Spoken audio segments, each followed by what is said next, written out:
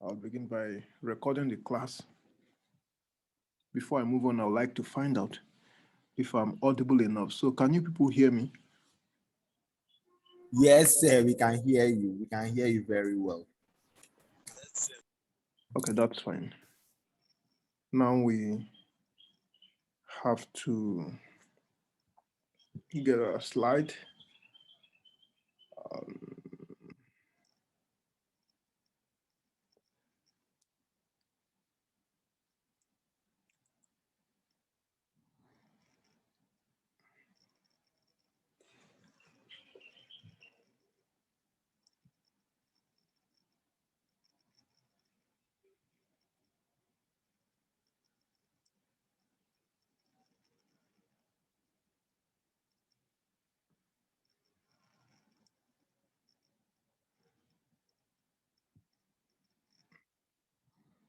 So today we're looking at causal reasoning. When we studied deductive reasoning, I had mentioned that causal reasoning is a kind of inductive reasoning, but it's a special kind of inductive reasoning. That's reasoning from cause to effect, and sometimes from effect to cause. Before we begin to study causal reasoning, we first of all need to understand the different senses of the word cause, different meanings that it comes with. First of all, we have proximate cause, which is the immediate cause of something, even if that thing has more remote and foundational causes. Example, Samson decided to become an armed robber. It put him in a situation where he engaged in a shootout with the police, and the police killed him. So the immediate cause of Samson's death is his decision to be an armed robber. So call it proximate cause. Then we have contributory cause. When there are more than one causes, there are a number of causes or a multiplicity of causes, and then any of them can be called a contributory cause. That's a cause among many other causes. Example, a distressed economy contributed to Samson's decision to become an armed robber and hence to end up being killed by the police. So you can see the role of a distressed economy. You know, I think last year, or was it 2 years ago, about 15 prisons in the Netherlands were closed because they had no more prisoners. Because now the economy is so good that nobody feels like stealing or committing other crimes. So a distressed economy contributed to Samson's decision to be an armed robber. So it's a contributory cause. Then we have necessary cause, or cause as necessary condition. When something is a necessary condition for another thing, without it, the other would not exist. Example, without oxygen, life is impossible. So no oxygen, no life. That's a necessary cause. Now, it's not just oxygen that is necessary for life. Water is also necessary for life. Food is necessary for life. Um, Sunlight is necessary for life. So we have various, conditions that are necessary for life, but none of them is sufficient for life. So that takes us to the next topic, which is sufficient cause, or cause or sufficient condition. Something could be a sufficient condition for an effect if the presence of that thing is adequate for the presence of the effect. One does not need to express doubt at seeing the effect when she sees the condition or the cause. Example, to be prevented from inhaling oxygen for 20 minutes is sufficient condition for death. So if someone can stop breathing for that length of time, then you can be sure that death has occurred. Another example of sufficient cause is proving that a healthy and sane person calculatedly committed a murder or a homicide is an adequate condition for sentencing that person to life imprisonment. if this is the appropriate sentencing for such a crime in that jurisdiction. So, if in a particular country or jurisdiction, the punishment for homicide or killing someone is life imprisonment, then all that needs to be done is to prove that someone did that. And that's adequate for the sentencing. So that's another example of sufficient cause. Now let's come back to our causes of life. Oxygen, water as causes of life. I had said none of them is sufficient cause of life, but each of them is necessary. Now we can have individually necessary and jointly sufficient conditions.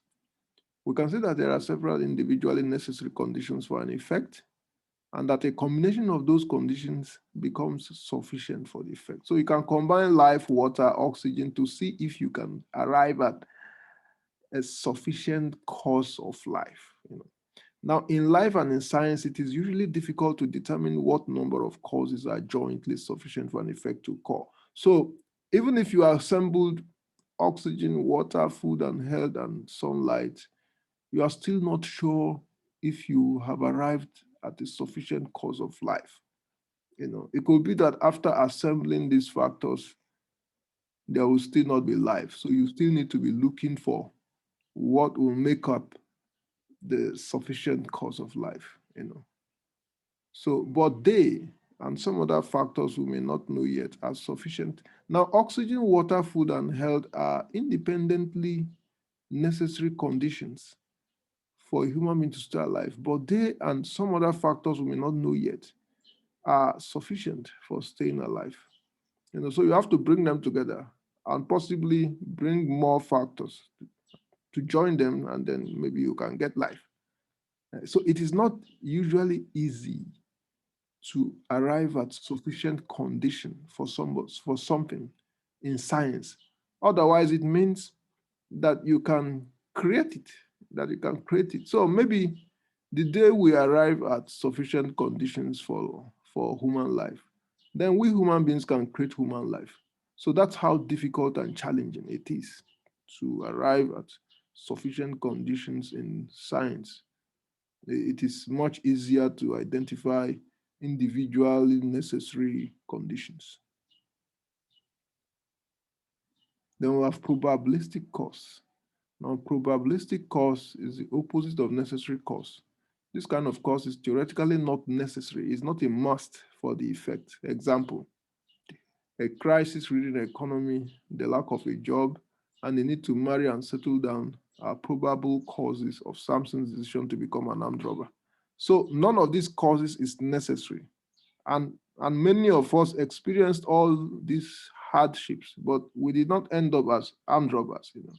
So they are not necessary causes. That's why we call them probabilistic causes. Then we have causal agent as cause. Causal agent is also a cause. So people can be causes. Clement is the cause of the crisis. So we have causal agents that could be people. Then we have causal chain and causal web. Causal chain is when there are so many causes, each one leading to another. Let's see an example of causal chain. Samson struggled throughout his primary, secondary, and tertiary education. Samson graduated but could not find a job. Now, not finding a job caused him to attempt self-employment, but it didn't work. He didn't make hard enough effort. Now, because of that, now he went to a bar one day and met a friend who introduced him to a gang. You know, Samson agreed to join the gang because he was hungry and out of cash. So, because he had sought employment without success and also attempted self-employment without success, he agreed to join a gang. So you can see one cause leading to another, and then the other one leading to the other. Now, joining a gang means that he has to participate in the activities of the gang.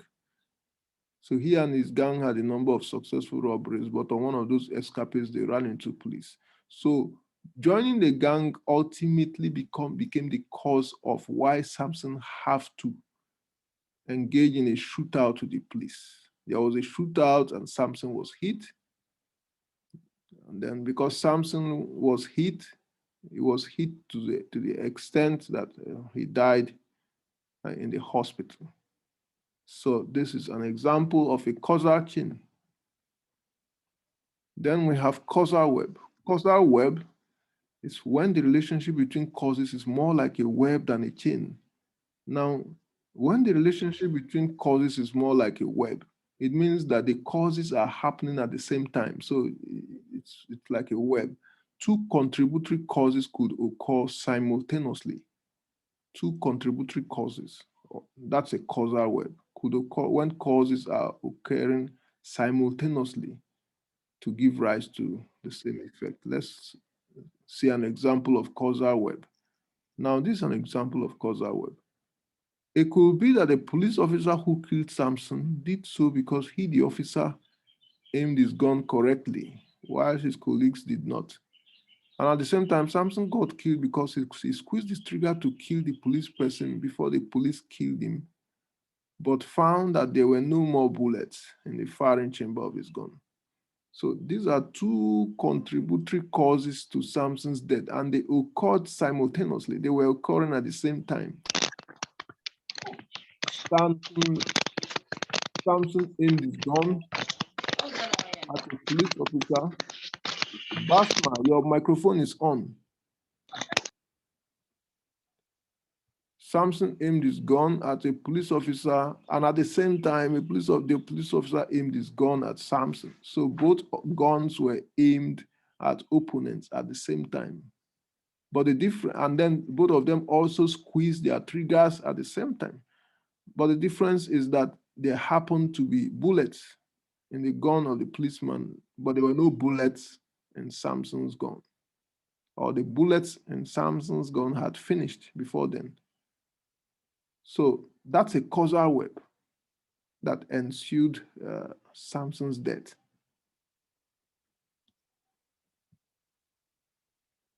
So that's that about the different senses of the word cause, the different meanings, the ways in which we can have causes. Now, let us look at causal reasoning. We have both informal and formal causal reasoning. What we want to study this semester is informal, because we can't go to the formal, because the formal refers to the scientific ones that are used for complex investigations. So now, causal reasoning is a type of inductive argument attempting to establish the causal relationship between phenomena or events. A causal claim indicates that something causes another. A causal hypothesis is an initial speculation made in relation to a causal claim, a supposition offered as a starting point for further investigation. Now, so we're supposed to be studying two things. First is the various informal causal reasoning strategies for arriving at causal claims. And then the second is the various experimental strategies for confirming causal hypothesis. So I said we will not do that for this semester. Let's just look at the various informal causal reasoning strategies. Those are strategies that every human being, whether you are a child or an adult, uses every day to identify causes.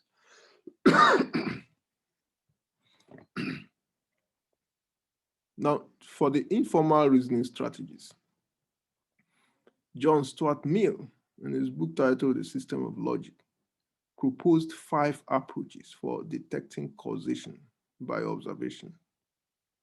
So out of the 5, we'll look at only 3. First, we'll look at the relevant difference reasoning, the common thread reasoning, and then the concomitant variation reasoning.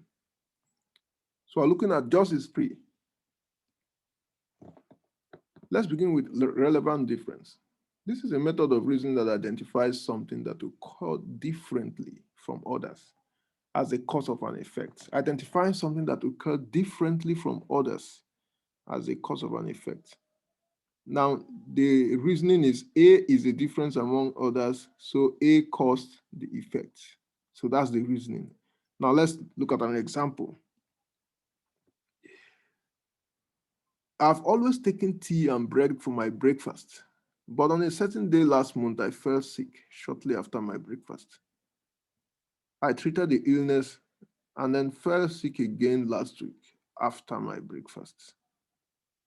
So I asked myself why I have fallen sick on these two occasions after breakfast. And then it occurs to me that on those two occasions, I had taken marmalade with the breakfast, a certain product I bought from the market that is used to accompany bread. I checked the information provided on the product container, and then I saw that the product has expired long ago. So I suspect that this is the reason why I have fallen sick twice. Since I've always taken tea and bread without health implications, it means the expired marmalade becomes the relevant difference in explaining the possible cause of the two illnesses. So I have taken bread and tea all my life without any problems. And then suddenly I take bread and tea in the morning and I fall sick. I take drugs and it goes away. I take another bread and tea and I fall sick again. And then I start asking myself why, only to discover that I recently started taking the tea and bread with a product that I use to eat the bread. And then I go to check the product and I see that it has expired. So that product is is what has happened differently. That product is the odd item in the environment.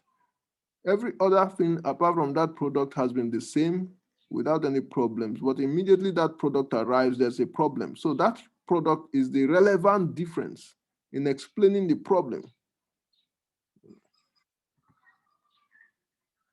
Then we have common thread. What is common thread? This is a method of reasoning that identifies something that occurred in all the instances that have led to a particular effect.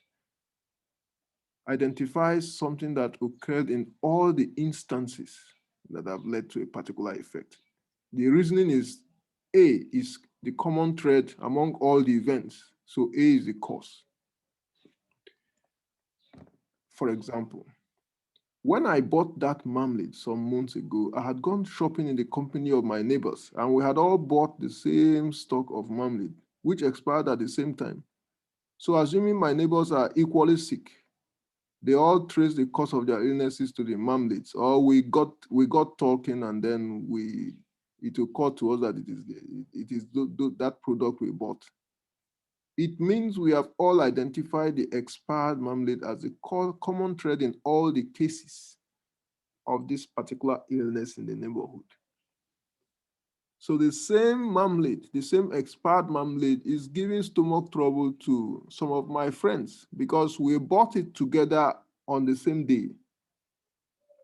So it means that the expired product is not only the relevant difference in explaining my problem in my life, but it is also the common thread that is running through all the cases of illness resulting from its use.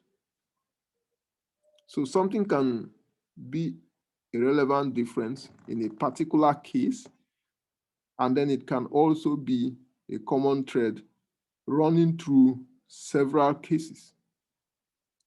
That is how, you know, the cause of a pandemic can be determined. If there is a pandemic in a society, you can isolate one sample, test the sample to find out what is the relevant difference in the sample that is giving problems to the sample. You can get an individual, test him to see what is happening differently in the individual's life that is making him sick. Then you can identify it. Maybe it's a recent infection coming from abroad. So that becomes a relevant difference in explaining the individual's sickness. And then you begin to, you progress to asking yourself, could it also be the same case with others that are suffering it. So you begin to test one by one the whole population that are sick to see if it is the same case, then it means that it is the common thread running through all the cases. So in that case, by then you can say you have identified an epidemic, starting from identifying one sample. You know.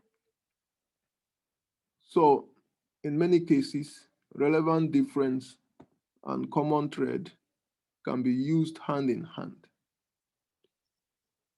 But the third method of causal reasoning is totally different. It has no relationship with the first two. We call it concomitant variation.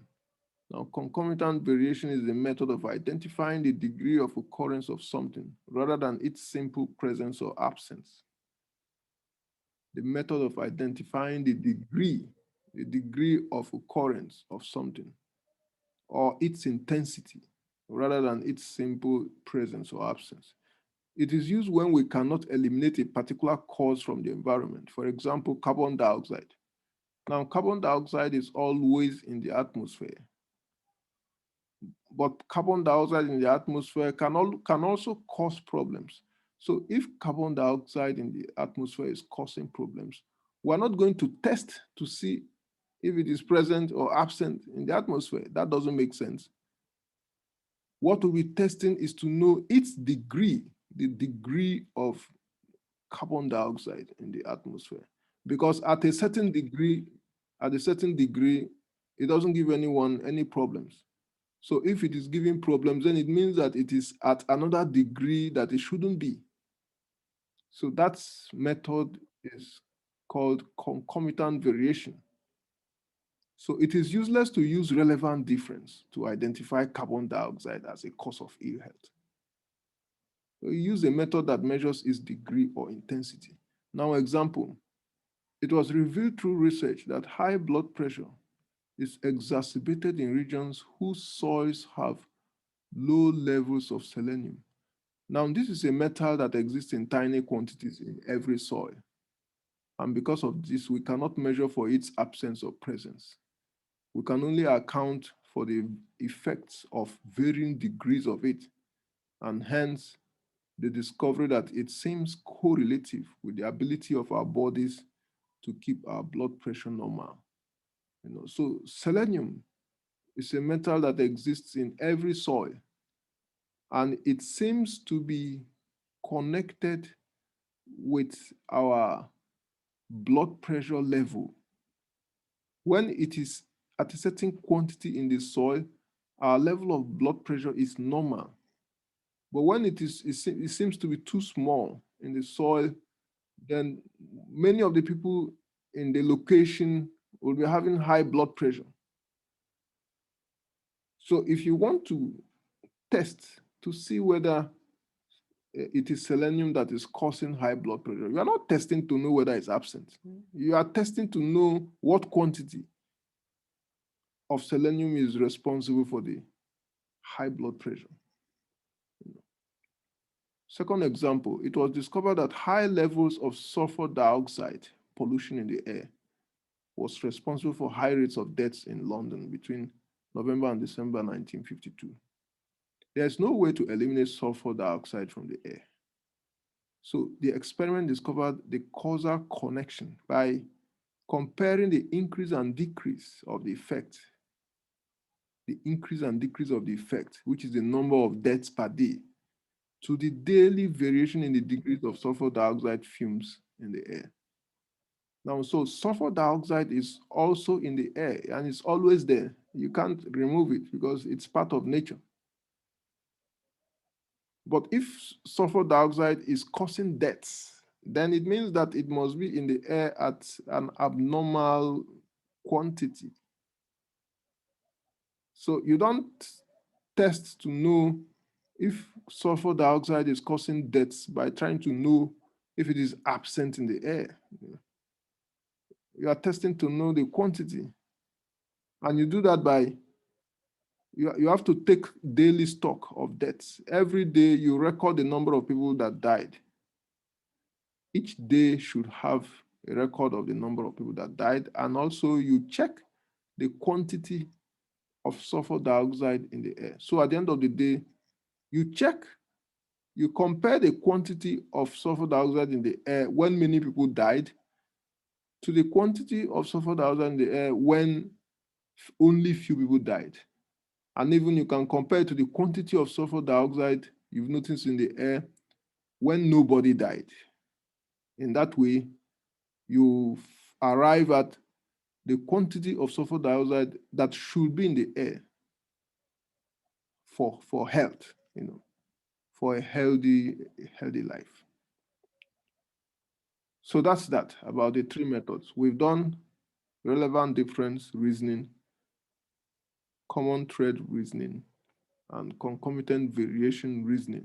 So they are the three types of interesting causal, informal causal reasoning patterns we wanted to see.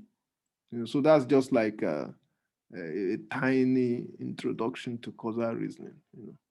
I mean, that's nothing. You've not done much. Now, so let's look at that. Let's look at causal fallacies. Causal fallacies, or fallacies of causal reasoning, or bad causal reasoning. Now, these fallacies are committed when the link between an alleged cause and effect depends on a causal link that does not exist. Okay. When the link between an alleged cause and effect depends on a causal link that does not exist. The first one, and most interesting, we call it the post hoc ego propter hoc. This is the fallacy of inferring causality from chronology. What is chronology? Chronology means the passage of time. So the passage of time, you are using the passage of time to make conclusions about causality. Example, one thing happens before the other, you say it caused it. Example, for the first time today, I took beans for breakfast and I performed wonderfully in my mathematics test. Therefore, a breakfast of beans is very crucial to mathematical proficiency.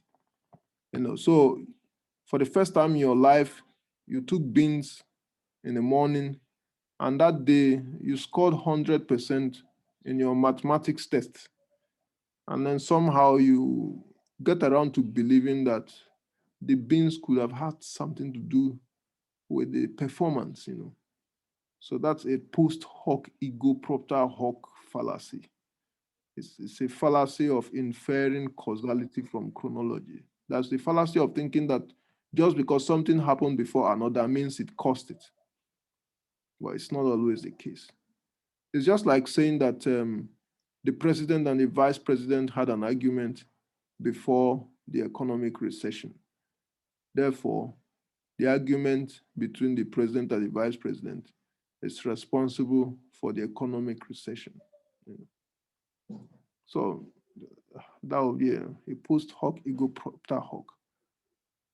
It takes the participation or the failure of the whole country for an economic recession to take place. An economic recession means that everyone is economically being challenged, and that there's an economic crisis that is affecting the whole country. And the president and the vice president are just two individuals sitting in two offices somewhere, even though their decisions can have some considerable effects. Then we have non-causal pro-causal, or the fallacy of exchanging cause for effect. You take an effect and you say it is the cause, and then the cause becomes the effect. Example, Michael is a poor student because he performs poorly in examinations. Now, this is a fallacy of non-causal pro-causal. To correct the fallacy, you say Michael performs poorly in examinations because he's a poor student. So it is because Michael is a poor student that he performs poorly in examinations, not the other way around. It is not because he performs poorly that he's a poor student. You have to be a poor student before you can perform poorly in examinations. Oversimplified cause. This occurs when there are many causes. and the argument identifies only one of them as a cause. Example: the Cameroonian team won the trophy because their coach is paid a higher salary. So there are many causes of the victory of the Cameroonian team. A high salary on its own, cannot cause victory unless the high salary is accompanied by, hard work, dedication, seriousness, and all the other things that will lead to victory. And of course, the high salary is received by the coach. What about the players? The coach has to make the players to play well. If the players don't play well, they will lose even with the high salary of the coach. So it's a case of it's a fallacy of oversimplified cause to say that a team won because their coach was paid a higher salary. Then we have false common thread. We've seen common thread, we have the false ones. So you should be able to know when a common thread is genuine or when it is false. Example: all the academically bright guys in my class have cars, so I'll get a car as part of my desire to be academically bright. So this one is a false common thread. Confusing correlation with causation. Now, what is correlation? Correlation means when two things always occur together. When two things occur together, that's correlation. But causation means when one of them causes the other. And this argument is saying that correlation is not always causation. Just because two things occur always together doesn't mean that one of them causes the other. Okay, example. Each time a car moves, we'll see smoke coming from the exhaust tube. Therefore, the smoke causes the car to move. So just because smoke and movement occur at the same time doesn't mean that one of them causes the other one. It could be that both of them are caused by something else. So correction, the smoke is not what causes the car to move. Both the movement and the smoke are caused by the engine combustion. Then we have slippery slope. Slippery slope is when we suggest that a relatively insignificant event will cause a more significant event, which in turn will cause an even more significant event. And then the order of significance continues to increase without adequate justification as why each significant event will lead to a more significant event. So a progressively dubious chain of premises, which are usually consequences, is often employed to support a conclusion or claim. So this is an argument that says, look, if this happens, then it will lead to this, and then it will lead to this, lead to this, lead to that in a more serious way. So a chain of increasingly serious effects. That's a slippery slope. Sometimes the argument is true, but sometimes it is not justified and it's not true.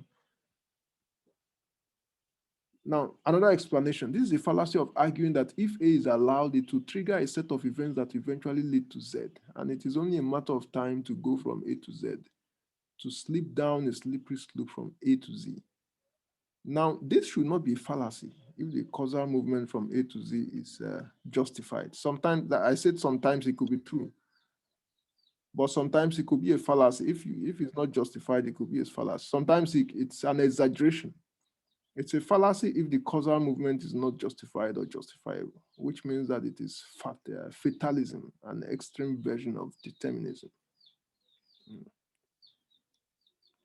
The first example: if Donald Trump becomes the president, America will fight many wars. That was the argument of Democrats in 2016 during the 2016 US presidential elections. So that was a slippery slope argument. Eventually, Donald Trump didn't fight many wars. Now, they were saying it because Donald Trump has a strong personality. He has the mind of a strong man. By strong man, I mean a leader who is willing to disobey the laws in order to dominate others. So they thought that if he became president, America would fight many wars.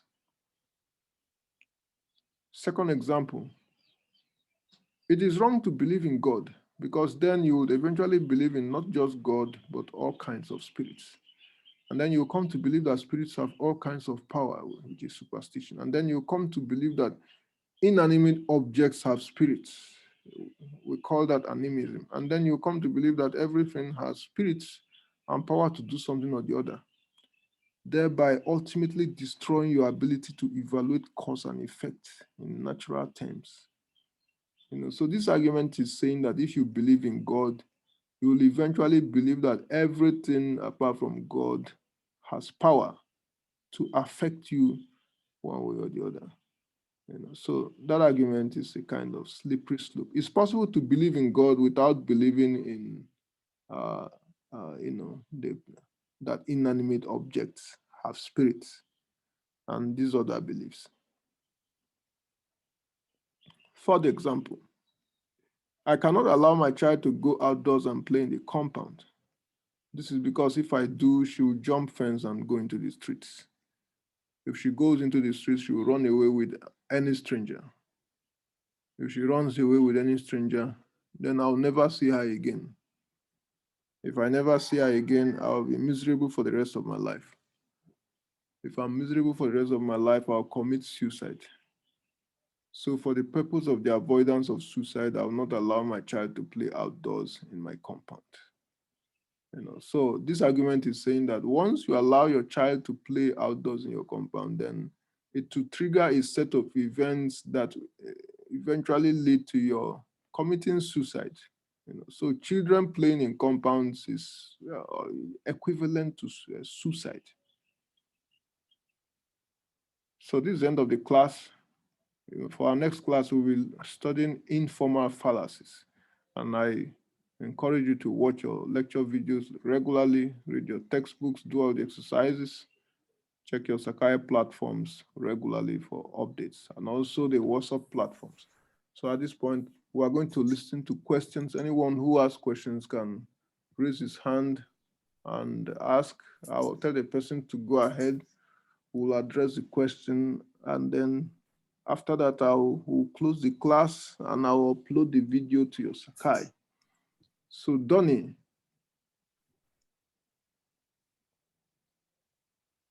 Yeah, hello, sir. Yeah, go ahead. Yes, sir, please. When you were talking about the false common thread fallacy. Yeah. Yes. The example you gave, what made it a false thread common fallacy? There are examples about brilliant students owning a car, and then that makes them brilliant. So I have to get a car. Yeah, what makes it a false common thread is that having a car is not consequential to being a bright student. But if you are able to prove that having a car can make you a bright student, then it becomes a genuine common thread. Okay. So it depends on whether the common property in question is relevant to the effect. All right, sir. So if I am getting you well, not that all are wrong, depending on how you explain it or if you have been able to prove it, right? What I'm saying is that it is a true or common thread depending on whether the cause in question is able to give rise to the effect. Okay. Now, something is projected as a cause, and then there's another which is an effect.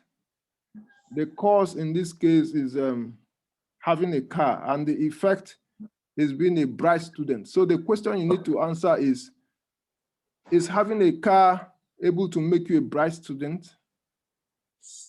If the answer is negative, then it's a false common thread. But if the answer is positive, then it is a common thread. Okay. Yeah. Thank you very much. Yeah, you're welcome. So that's how to determine it. Augustine. Good morning, sir. Good morning, sir. Yes, go ahead. Sir, please, concerning the test that we did, please, are the results in? Because I'm not seeing anything on Sakai. No, are you on WhatsApp? Are you in a WhatsApp group? Yes, Of- please. Didn't you receive a message there about your grades? No, please. Then I've not checked. Then I'll go and check on WhatsApp right now. Yeah, the message is that the assignment will be manually graded and the grading hasn't started. So your grade will be recording 0 until it is graded. Thank you. All right, so 0 is just the default grade. You know. So any other questions before we round up? Today is Saturday, so we shall be meeting on Thursday next week for informal fallacies. And then, God willing, we could also meet on Friday. And that's the last class, Thursday class. So after that, we can do some revision. We could meet on Saturday. By revision, I don't mean treating all the subjects. So we wouldn't do that. By revision, I mean you go through all you've done, compile your questions, bring them, ask any question you want, we'll answer them, we'll discuss them, and then that's the revision. So no more questions. I'm ending the class. I wish you the best weekend ever. Work hard. Same to you, sir. and Same be to good you, sir. student. We wish you a good weekend. Thank you very much. All right, I'm you're welcome. cooperating. Thank you. Yeah.